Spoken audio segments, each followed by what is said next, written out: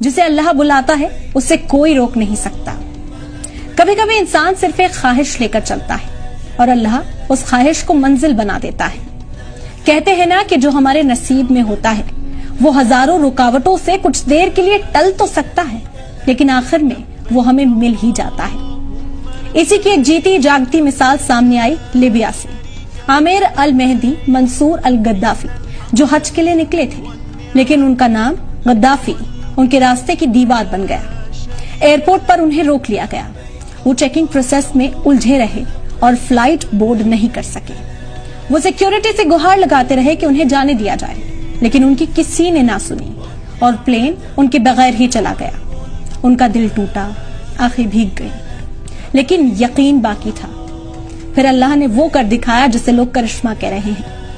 وہی پلین تکنیکی خرابی کے چلتے واپس لوٹ آیا لیکن اس بار بھی بہت گزارش کرنے کے بعد بھی پائلٹ نے انہیں پلین میں چڑھنے کی اجازت نہیں دی۔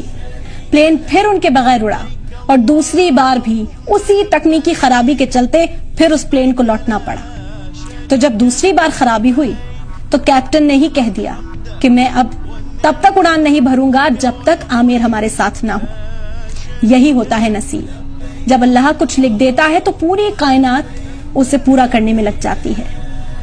تیسری بار وہی فلائٹ اسی عامر کے ساتھ مکہ روانہ ہوئی کیونکہ اب وہ صرف ایک مسافر نہیں تھے، وہ اللہ کے مہمان بن چکے تھے۔ عامر نے بس اتنا کہا، اگر حج میرے مقدر میں لکھا ہے تو کوئی طاقت مجھے روک نہیں سکتی۔ ان کی کہانی آج ہر اس دل کو ہمت دیتی ہے جو مشکلوں سے ہار رہا ہے، کیونکہ جو ہمارے نصیب میں ہوتا ہے وہ مل کر ہی رہتا ہے، چاہے زمانہ کچھ بھی کر لے۔